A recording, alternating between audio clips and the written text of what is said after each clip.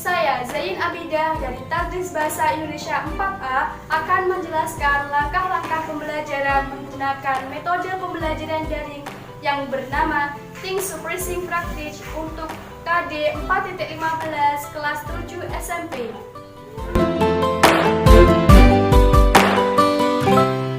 Assalamualaikum warahmatullahi wabarakatuh. Bagaimana kabarnya anak-anak? Semoga sehat semuanya ya. Apalagi di bulan puasa seperti sekarang ini, harus tetap semangat mengikuti pembelajaran daring. Baik, sebelum kita mulai pembelajaran hari ini, mari kita buka dengan bacaan Al-Fatihah dan doa sebelum belajar. Berdoa disilahkan.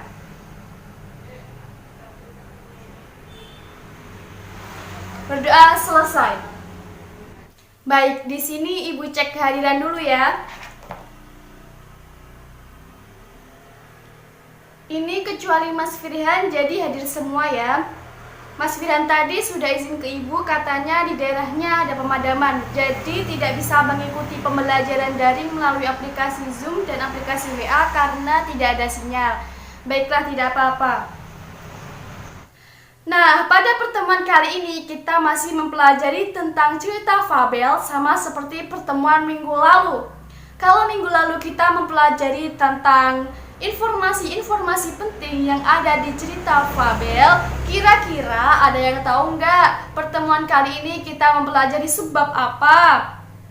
Ya, benar sekali Mas Rudi. Pertemuan kali ini kita mempelajari tentang bagaimana cara menyusun rangkaian dalam suatu cerita fabel, atau apa saja yang harus kita tulis ketika akan menyusun rangkaian peristiwa dalam suatu cerita fabel, yang nantinya kalian akan dituntut untuk mampu menceritakan kembali rangkaian peristiwa suatu cerita fabel yang telah kalian susun.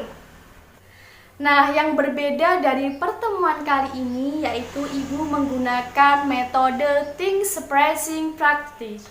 Jadi, selain kalian harus berpikir pada pertemuan kali ini, nantinya Ibu juga akan memberikan kejutan untuk kalian. Entah itu kejutannya berupa soal, hadiah, atau kuis dadakan. Nah, wajahnya semua udah mulai bingung nih. Baik, kita lanjut ke materi dulu aja.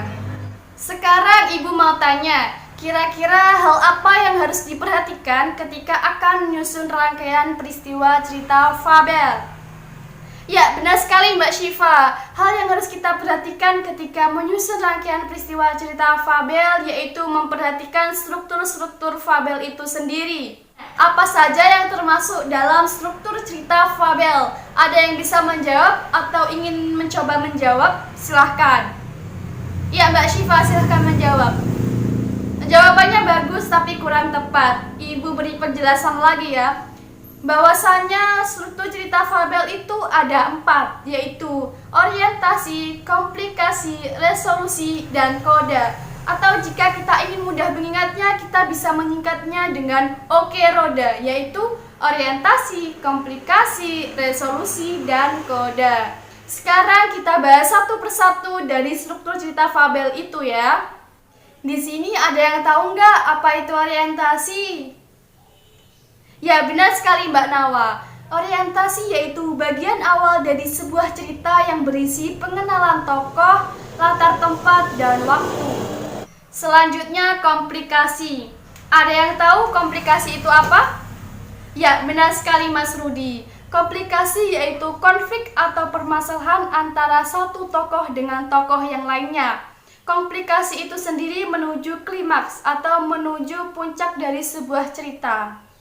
Nah, dari 4 struktur fabel, sudah 2 yang kita bahas ya, yaitu OK, orientasi dan komplikasi.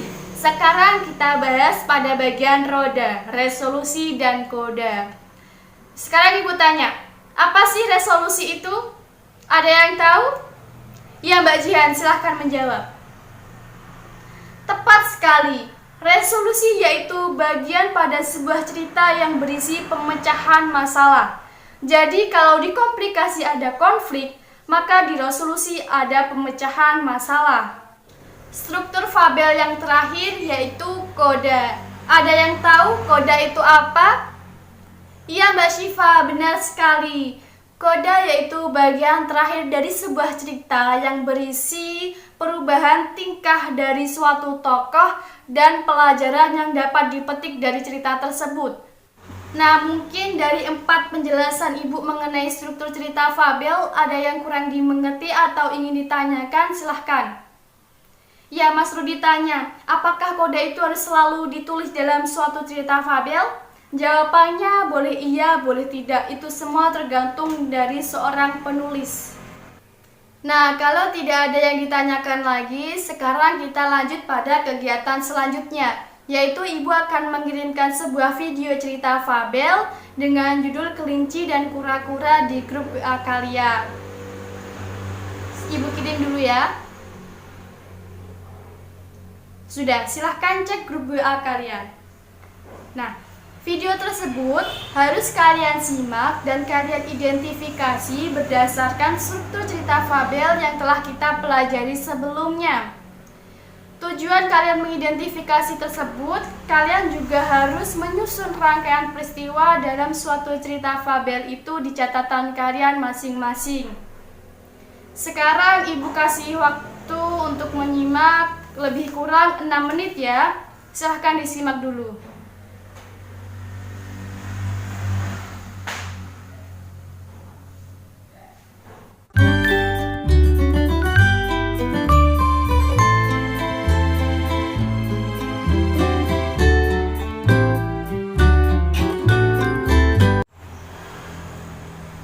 Baik, waktu menyimaknya sudah selesai ya.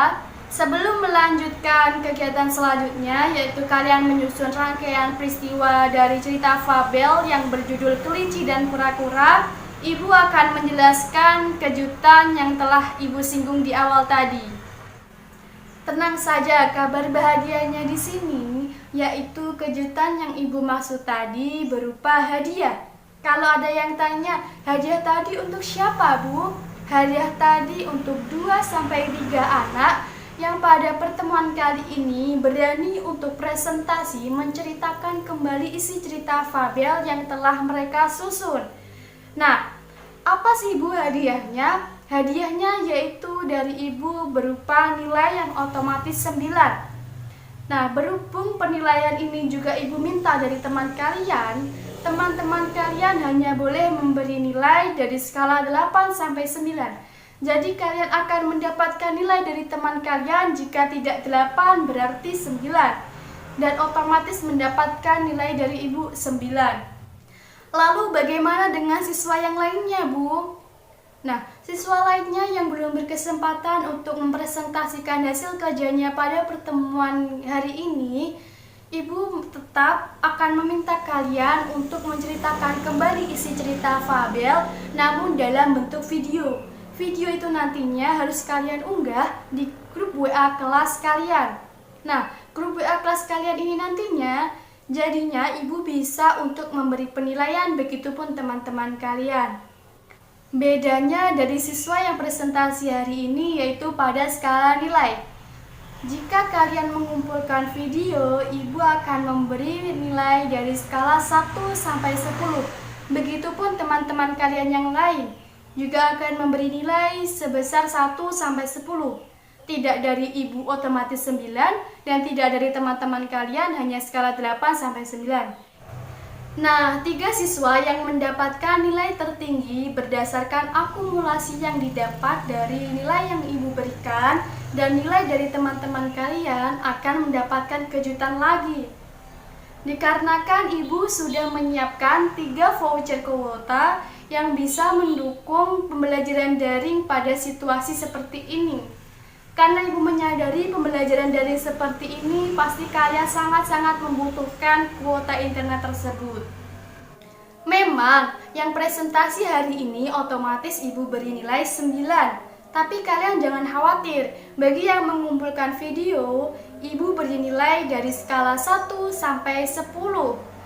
Jadi buat yang mengumpulkan video, barang siapa yang bisa menceritakan kembali cerita fabel tersebut dengan baik, menarik, atau bahkan juga menggunakan alat peraga atau media-media yang mendukung dalam kegiatan menceritakan kembali isi cerita fabel, besar kemungkinan Ibu akan memberi nilai 10. Jadi kalian jangan khawatir. Hadiah kuota tadi Ibu berikan berdasarkan akumulasi nilai tertinggi. Baiklah, jika semua sudah bisa dipahami, kegiatan selanjutnya yaitu kalian menyusun rangkaian peristiwa pada cerita fabel berdasarkan video yang telah kalian simak tadi. Dalam kegiatan ini kalian bisa melihat lagi atau menyimak lagi video tadi sambil mengingat-ingat apa yang harus kita tulis. Nah, dalam kegiatan ini nanti kalian juga bisa menentukan saya harus mempresentasikan hari ini atau lebih baik saya mengumpulkan video saja.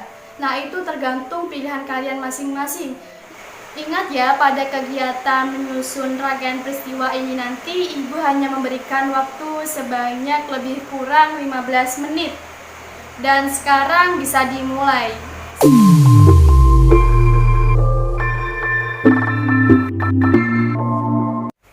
Waktu untuk menyusun rangkaian peristiwa cerita fabel sudah selesai ya anak-anak. Sekarang waktunya untuk presentasi. Siapa nih yang mau mempresentasikan hasil kerjanya hari ini? Ya, silahkan Mbak Syifa. Kita simak bersama ya anak-anak. Bagus sekali. Beri tepuk tangan untuk Mbak Syifa. Mbak Syifa otomatis Ibu beri nilai 9 ya. Di sini siapa sekretarisnya? Ya, Mbak Jian ya sekretarisnya. Mbak Jian jangan lupa nanti direkap ya nilai teman-teman untuk Mbak Syifa dan nilai Ibu sekalian. Nanti bisa disetorkan ke Ibu melalui pesan pribadi saja. Baik, untuk yang kedua siapa nih yang mau mempresentasikan lagi? Ya, Mas Rudi silahkan. Bagus sekali. Beri tepuk tangan untuk Mas Rudi. Ibu beri nilai 9 dan jangan lupa Mbak Jian untuk direkap lagi ya. Nah, yang terakhir nih, kesempatan terakhir. Siapa ayo yang mempresentasikan? Ya, Mbak Nawa silahkan.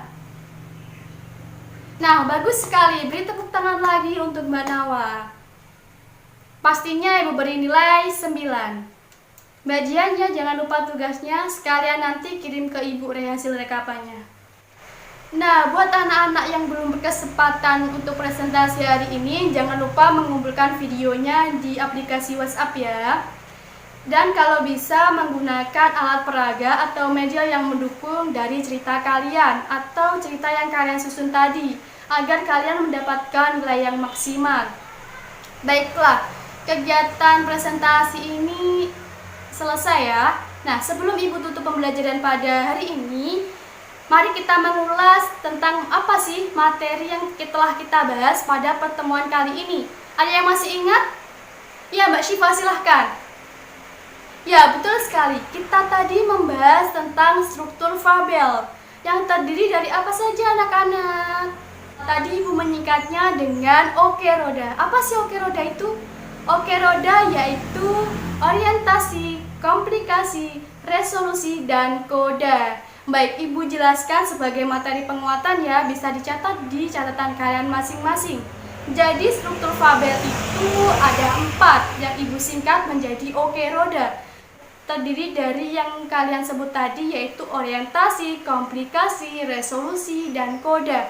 Orientasi berupa pengenalan, komplikasi berupa konflik, dan ketiga resolusi berupa pemecahan masalah, dan yang ketiga koda berisi perubahan tingkah laku disertai dengan pesan-pesan yang bisa dipetik dari cerita tersebut. Baiklah, pembelajaran kali ini bisa kita akhiri ya. Kita akhiri dengan mengucapkan Alhamdulillahirabbil alamin. Baik, sebelumnya Ibu minta maaf kepada kalian jika ada salah-salah kata selama pembelajaran berlangsung. Semoga puasa kalian tetap lancar, jaga kesehatan, dan semoga pembelajaran ini bermanfaat bagi kita semua. Sekian dari Ibu. Wassalamualaikum warahmatullahi wabarakatuh. Sekian dari saya. Semoga video ini bermanfaat untuk kita semua.